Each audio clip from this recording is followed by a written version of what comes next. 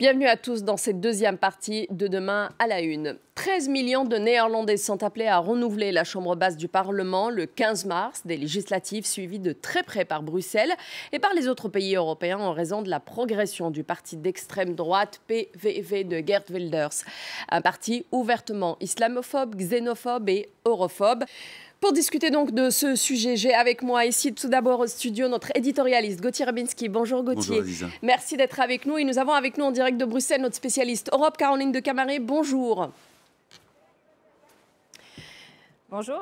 Nous allons commencer donc tout d'abord avec vous Gauthier. Quelles sont les forces politiques en présence aujourd'hui pour ce scrutin législatif très attendu aux Pays-Bas? 28. Ah, quand même.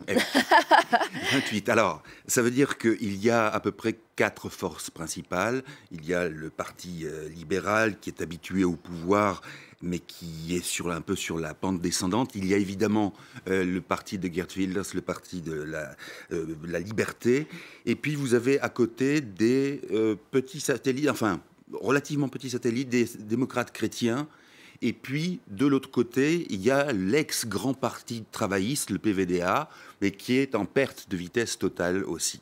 Simplement, pour aller vite, cet émiettage de la politique néerlandaise fait que, quel que soit le vainqueur de ces législatives, il doit faire une coalition.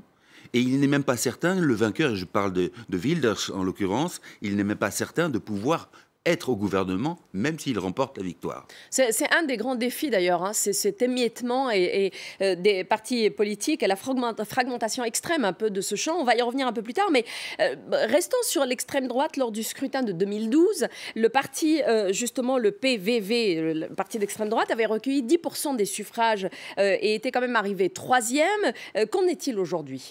Aujourd'hui, il y a une quasi-égalité entre Wilders et Rutte, le Premier ministre, qui est, on a dit même qu'il était repassé devant il y a quelques jours. Alors, ce qu'il faut bien voir dans la manière dont Wilders mène la chose, c'est un peu différent de Marine Le Pen ici, même s'ils sont amis et assez proches. Wilders, lui, a toujours dit « je défends les valeurs néerlandaises modernes ». C'est-à-dire, sous-entendu, l'islam menace les homosexuels, menace le droit des femmes, menace la vie avec des mœurs libertaires que nous avons aux Pays-Bas. C'était ça. Et il a attrapé beaucoup d'électeurs comme ça, de cette manière-là, par cet aspect, on va dire, libertaire. Alors que fondamentalement, tout ça est un paravent, un cache-sexe, si vous permettez l'expression, pour des opinions extrêmement radicales et xénophobes. Par exemple, Wilders n'a pas supporté que le Parlement ait une présidente néerlando-marocaine, parce que pour lui, ça n'était pas tenable.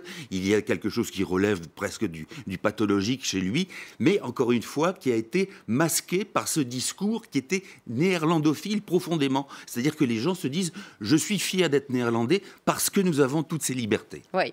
Caroline, je me retourne vers vous, et comme je le disais en introduction, c'est un parti qui est aussi alors, islamophobe, oui, on vient de le dire, mais aussi europhobe. Et l'Union européenne n'a pas bonne presse aux Pays-Bas en ce moment.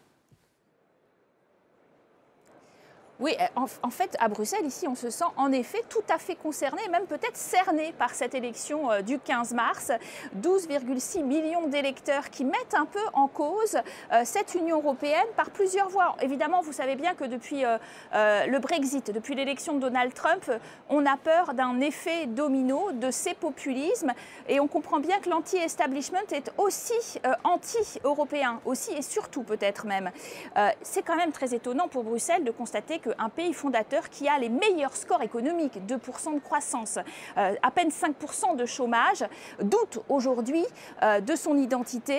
Alors il y a des partis très multiculturels, on pense à Rotterdam qui est le plus grand port d'Europe, dirigé par un maire d'origine marocaine et qui est plutôt dans un optimisme et loin de ses considérations racistes. Mais il y a eu ces autres Pays-Bas, des classes moyennes qui se sentent finalement peut-être la peur du déclassement, qui peut-être aussi avec la flexi-sécurité ne savent pas s'ils vont trouver plus tard un avenir meilleur. Et ils sont sensibles à ce discours qui ne va pas vous plaire, Aziza. Hein. Moins de Marocains, on l'a entendu évidemment prononcé par Geert Wilders, l'interdiction du Coran, la fermeture des mosquées. Et puis, on l'a dit, l'anti-technocratie européenne. Alors, regardons bien, au niveau européen, il a fait en effet alliance Geert Wilders dans le groupe de Marine Le Pen au Parlement européen. Il a aussi défilé en sa compagnie et en celle d'une autre femme, Frauke Pedri, de l'Alternative für Deutschland, à Koblenz, pour illustrer une grande alliance de ces forces nationalistes, xénophobes, eurosceptiques. Grande alliance qui est un petit peu d'ailleurs fausse sur le fond, puisqu'ils sont tous très nationalistes, mais ils ne tirent pas dans le même sens. Son programme économique, Geert Wilders, est nettement plus libéral que celui très protectionniste d'une Marine Le Pen. Alors, est-ce que Bruxelles craint, après le Brexit, un exit cette fois-ci, la sortie des Pays-Bas de l'Union européenne? Est-ce que c'est quelque chose qu'on craint? Est-ce que c'est quelque chose qui est possible ou est-ce que c'est vraiment très loin? Geert Wilders, en ce qui le concerne, a promis un référendum sur le Nexit, c'est-à-dire la sortie ou non de son pays de l'Union européenne, du club européen. Mais ce qu'il y a d'intéressant, c'est que vous le savez, il y a eu quand même une responsabilité de la droite traditionnelle, de Mark Rutte en 2010. Ils ont été soutenus par Geert Wilders et ce parti de la liberté qui du coup est devenu un peu banalisé puisqu'il soutenait un gouvernement. Et bien cette fois-ci, justement avec la perspective d'un exit qu'agite ce parti d'extrême droite, il n'est plus question d'alliance puisque la droite traditionnelle ne veut pas évidemment de ce Nexit, de cette sortie qu'elle juge absolument catastrophique pour une économie néerlandaise, je le dis encore, très ouverte, l'une des plus ouvertes sur le monde. Il y aura d'ailleurs un grand débat extrême droite le 13 mars télévisé entre Mark Rutte et Geert Wilders pour justement étaler ces différences de philosophie. Et on voit bien que cela concerne évidemment l'avenir de l'Europe. Si l'un des pays fondateurs menaçait d'organiser un référendum sur la sortie, ce serait vraiment un autre message que même les Britanniques. Oui. Et évidemment, donc toute l'Europe aura les yeux tournés le 15 mars en direction de La Haye. Nous y serons évidemment présents pour vous faire vivre toute cette soirée électorale et les lendemains aussi. Oui. Gauthier, je reviens vers vous. Vous en parliez un peu au début de cette émission. Effectivement, c'est cette fragmentation de l'électorat et du champ politique aux Pays-Bas.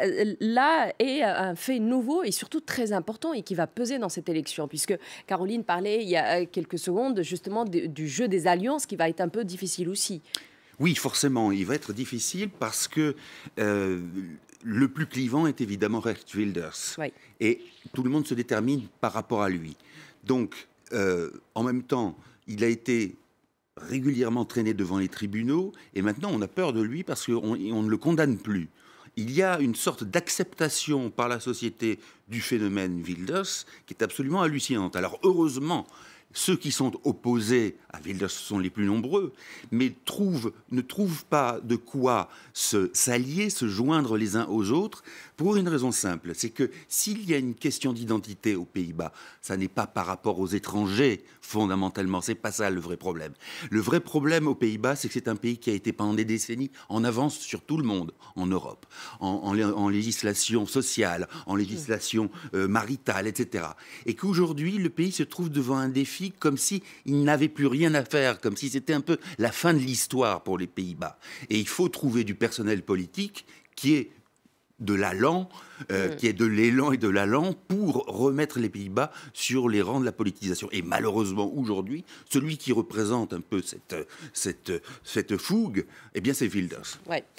Caroline, une dernière question, justement, puisqu'aujourd'hui, on parle de Wilders ici aux Pays-Bas, on parle de Marine Le Pen ici, et puis c'est pas les seuls, avec la montée de pas mal de mouvements populistes un peu partout en Europe. Est-ce que c'est pas un échec quelque part pour Bruxelles? Est-ce qu'il n'y a pas un problème qui se pose réellement sur une vague sur laquelle surfent tous les partis populistes quand il s'agit de critiquer l'Europe?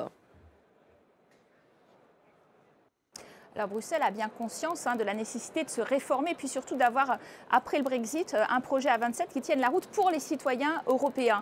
Parce qu'elle vit une période, je vous le disais, une succession électorale qui est véritablement angoissante. Cette année 2017, on le disait Pays-Bas le 15 mars, et puis après avril, la France avec la montée du Front National, on le disait, puis l'Allemagne en septembre avec la montée de l'Alternative für Deutschland. Donc finalement, l'Union européenne se retrouve à commenter la montée de l'extrême droite en son sein. sein. Ça l'inquiète beaucoup. Alors, ce qui pourrait se passer dans le scénario, en effet, néerlandais, ce serait par exemple une coalition à 5-6 partis, c'est-à-dire finalement une grosse fragilité politique. On sent bien d'ailleurs que toute cette classe politique européenne est très fragilisée, avec des gouvernements qui sont vaguement soutenus, etc. Dans toute l'Europe, on voit à quel point il est difficile maintenant d'avoir soit des grandes coalitions, soit surtout des majorités très claires.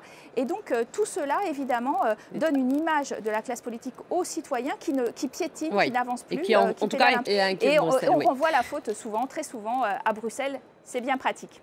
Merci beaucoup, Caroline de Camaret, d'avoir été avec nous donc depuis Bruxelles, justement. Merci à vous, Gauthier Rybinski, d'avoir été avec nous. Merci à vous aussi de nous avoir suivis. Ce sont donc deux grands rendez-vous à suivre la semaine prochaine. En attendant, j'aurai le plaisir de vous recevoir, moi aussi, la semaine prochaine, le week-end prochain, à la même heure sur France 24. Et en attendant, n'oubliez pas que l'avenir n'est qu'un présent qui s'ignore. Très, très bon week-end à tous.